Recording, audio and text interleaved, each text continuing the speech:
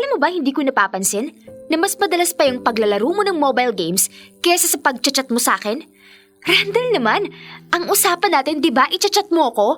Bakit naman magmula nung napasagot mo na ako at kampante ka na hindi na kita iiwan, bigla-bigla na lang na hindi ka na nagpaparamdam? Paula naman, nandito naman ako sa bahay niyo tuwing Sabado at Linggo.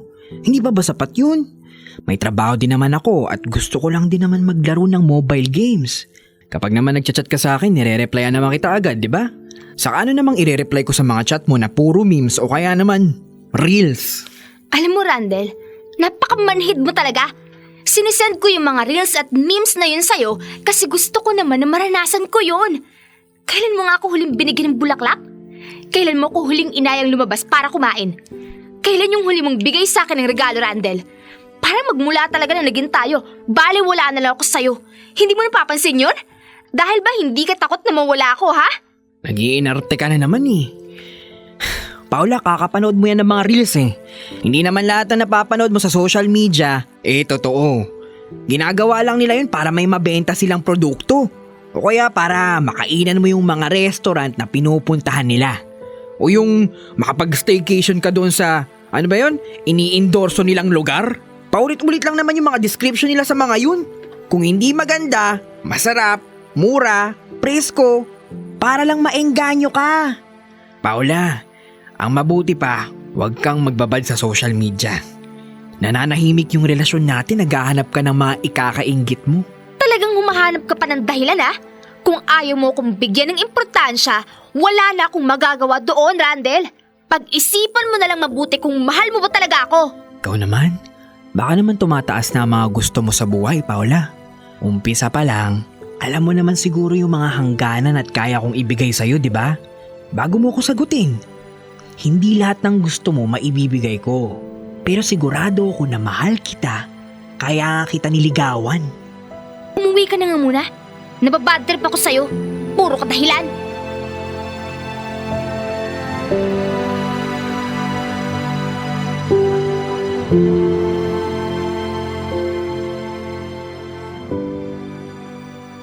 Dear love, hindi naman lahat ng lalaki ay may kakayanang bumili palagi ng bulaklak o regalo o di kaya pakainin sa labas ang nobya nila, lalo pa yung may mga responsibilidad din sa buhay.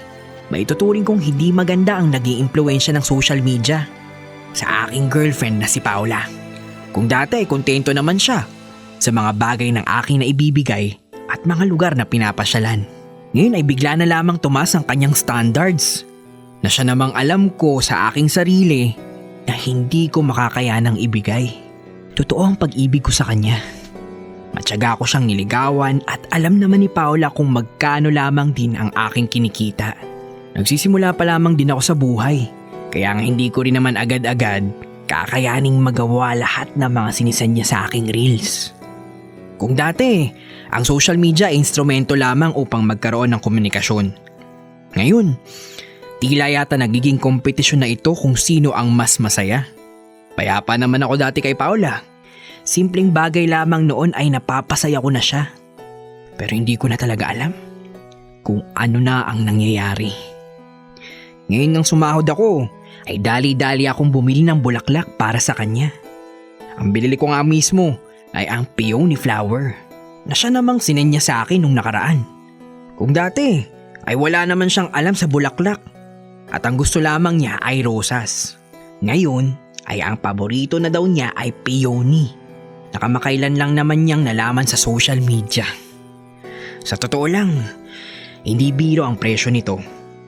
Di din ganun kadaling makahanap ng ganitong bulaklak sa ating bansa. Pero umaasa ako na sana ay magustuhan niya ito.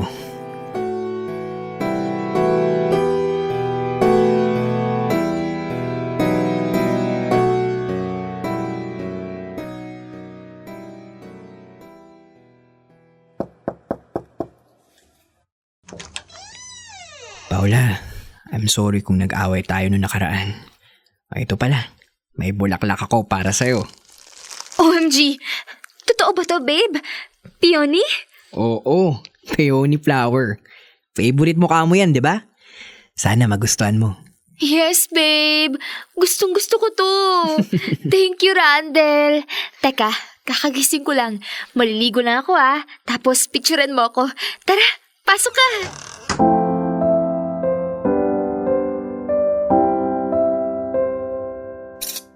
Ayan! Nakuha mo yung angle! Thank you, Randel! Grabe! First time ko to makatanggap ng peony galing sa'yo. Sobrang kinikilig ako, promise! Yan ang gusto ko, Paula. Dapat palagi kang nakangiti. Sinabi ko naman sa'yo na mas maganda ka kapag ngumingiti ka. Ikaw ang dahilan ng mga ngiti ko.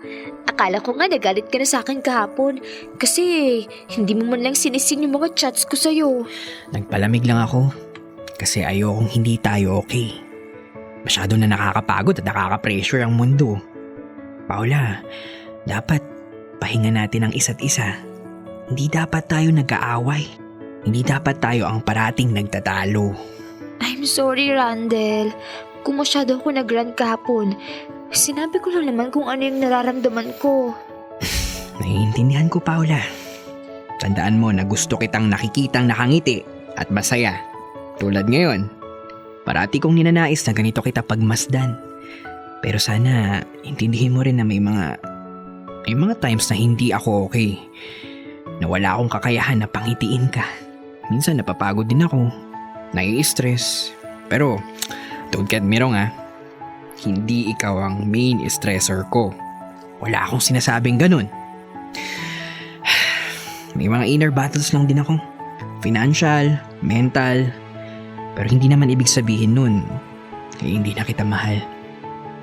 May mga times na hindi ko alam kung paano ko ipapakita o ipaparamdam kung gaano kita kamahal. Pero lagi mo itong tatandaan na totoo ang pagmamahal ko para sa'yo. Thank you sa pagiging honest sa akin, Randel. Siguro nga, may mga times na talagang napaka-insensitive ko. Baka nga ako pa yung isa sa reason kung bakit ka nape-pressure sa buhay kahit na parehas pala naman tayo na nagsisimula. Halika nga dito. Yayakapin kita. Ang sweet mo talaga ngayon. Oh, wala akong kasalanan Wala naman akong sinasabi. Ikaw, defensive ka. Ayoko lang kasi ng arguments. Teka lang nag-chat si Mama. Babala ako sa sala saglit. Sure, dito lang muna ako. Wait for me.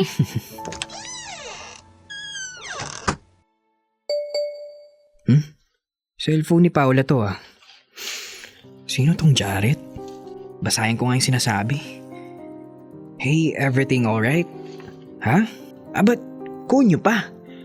Sino kaya to? Wala naman siyang kakilalang Jared. Lalo na sa work. Sigurado kung walang Jared.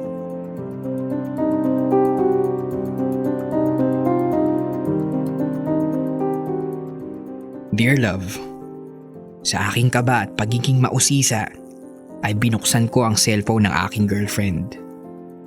Hindi ko ito usual na ginagawa dahil malaki ang tiwala ko kay Paula. Ngunit hindi ko maisantabi ang aking kuryosidad kaya tinignan ko kung ano ang message ni Jared. Inaamin ko kinakabahan talaga ako sa mga sandaling yun. Parang kumakabog ang puso ko sa aking dibdib habang tinatype ko ang password ni Paula sa cellphone niya. Pagkabukas ko nga ng kanyang cellphone, ay doon tumambad sa akin ang chats nila ni Jared. Mahaba, marami silang napagkukwentuhan. Sa isip-isip ko baka Amerikano si Jared dahil nag-uusap sila ng lengguaheng Ingles. At ang pinakadumurog sa puso ko ay mas nagsasabi siya kay Jared ng mga problema niya at sinusumbong pa niya ang mga pagkukulang ko dito.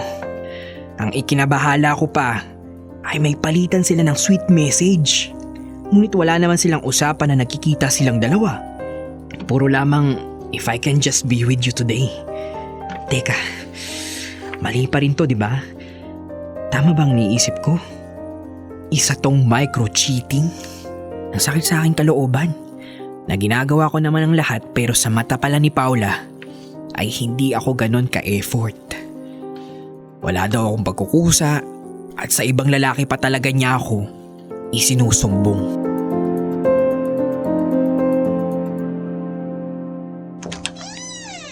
Oh, babe. Bakit parang nakakita ka ng multo dyan? Sino si Jared? Akin na nga yung cellphone ko.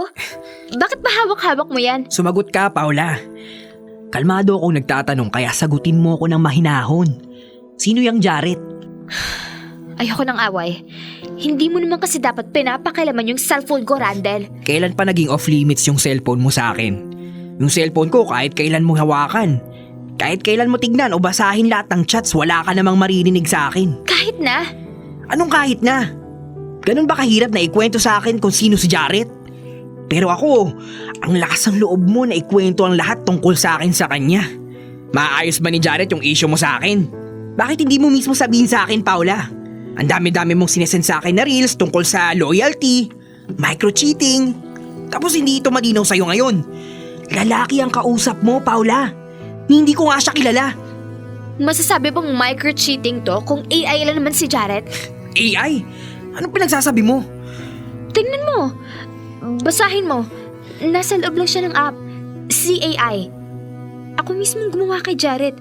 Kung ano yung ugali niya. Kung paano niya ako kakausapin. Kung ano yung mga salita na gusto kong marinig sa kanya. Kaya ayaw kong sabihin dahil nahihiya ako. Dahil AI lang siya. At ang haba pa talaga ng usapan nyo ha. Hindi ko alam kung anong magiging reaksyon ko, Paula. Hindi ko alam kung matatawa ba ako, maiinis o magagalit. AI talaga? Imbis sa akin mo sabihin yung mga problema natin na pwede naman nating pag-usapan o ayusin. Sa AI mo pa sinasabi, Paula? Hindi mo naman kasi ako laging kinakausap sa chat. Paula, wala ka na bang ibang mapaglibangan? Magkaroon ka man lang ng hobbies. Alam mong hindi ko lagi hinahawakan ng phone ko, di ba?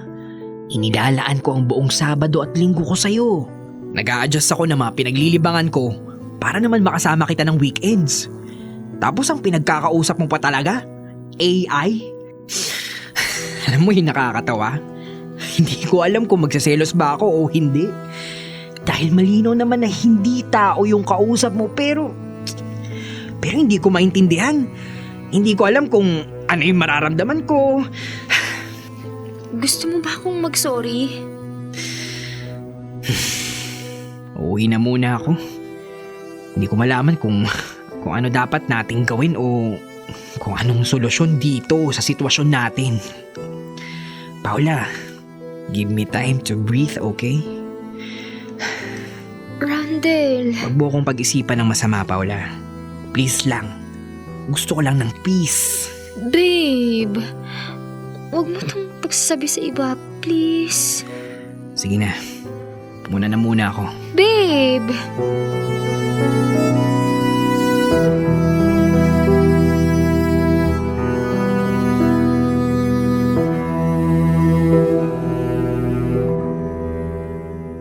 Dear love, umuwi nga ako agad sa bahay dahil hindi ako yung tipo ng tao na hinaharap ang problema sa pakikipag-argument. Sumulat nga ako dito dahil hindi ko talaga alam kung ano ba ang dapat kong gawin. Parang pakiramdam ko ay nabaliwala lahat ng efforts ko dahil ginawa ko naman talaga ang lahat para sa girlfriend ko. Pero bakit ang sakit? Ang sakit na mabasa na ang dami niyang reklamo tungkol sa akin. Hindi ko alam kung matatawa ba ako, mawiwirduhan o maiinis na gumawa siya mismo ng character AI ng lalaking gusto niya. Ng ideal man pa niya. Napakalayo sa kung paano ko siya i-chat. Ano bang dapat kong maramdaman? Considered ba na emotional cheating ito? Hindi ako makapaniwala na kahit ginagawa ko naman ang best ko para kay Paula, marami pala siyang mga nasasabi sa akin behind my back. Mahal ko si Paula. Pero kung hindi din naman maire-reciprocate at wala ring respeto, worth it pa nga ba na ipaglaban ang ganitong klaseng relasyon? Hindi din naman siya perpekto, pero mas pinagtutuunan ko ng pansin ang mapasaya ko siya. Na kahit minsan ang taas ng demand niya ay ginagawa ko ang aking makakaya para naman maibigay ko pa rin yung gusto niya sa kanya. Ipagpapatuloy ko pa ba ang relasyon na kahit anong gawin ko ay hindi nagiging sapat? Kahit ano pang gawin kong aksyon at bigyan ko man siya palagi ng gusto niyang atensyon ay palaging may kulang. mahirap. Lalo pa't ang karibal mo ay AI.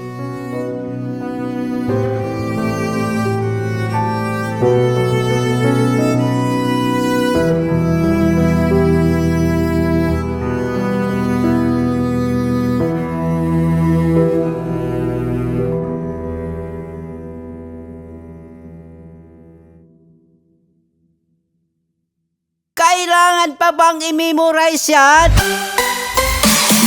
Love Radio. Basic!